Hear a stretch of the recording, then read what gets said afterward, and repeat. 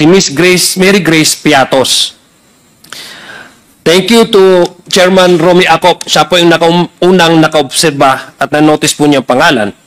Dahil yung pangalan pong ito, ang una nating napansin at napansin ni Chairman Acop dahil ito po ay kombinasyon, according to him, ng isang restaurant at chichirya.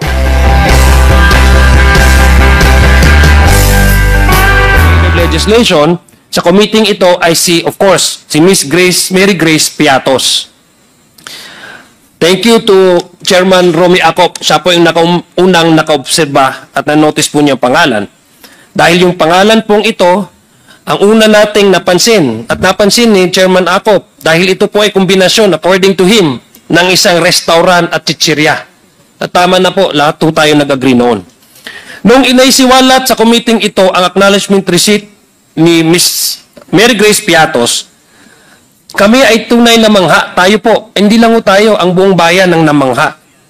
We reached out to the National Statistics Authority and inquired from them into whether this was a real person or a made-up character. We were likewise informed, Mr. Chair, that the NSA had no record of any person bearing the name of Mary Grace Piatos. There are certain personalities, Mr. Chair, who claim this Mary Grace Piatos were merely a code name, adding that in television and in movies, sa mga palabas at sa television, these code names are used for secret mission. But the fugitive, and I address to him directly in hiding, forgets that this is real life. Tunay po tayong nag-iimbestiga dito, hindi po ito television. Hindi po ito palabas. That the people's money earned through the hard work of every Filipino should be scrutinized on how they were spent by our agencies. Mr. Chair, ang keyword, Mr. Chair, is transparency. Transparency is required kasi kailangan masilip ng otoridad, gaya ng COA, o kaya't ang taong bayan kung nasa tama ba ang paggastos ng kanilang pondo. In this particular case, the confidential funds. The PSA recently informed us, Mr. Chair, that our new friends, Mr. Kokoy Villamin, Ms. Milky Sikuya, and Ms. Alice Crescencio, are also all non-existent. Wala po silang record. Non-existent. Hindi po sila, according to PSA, ay posibleng hindi po ito mga tao. There is no record of their birth, no record of their marriage, contracts, whatsoever, or death. No, sana naman po, hindi death, no?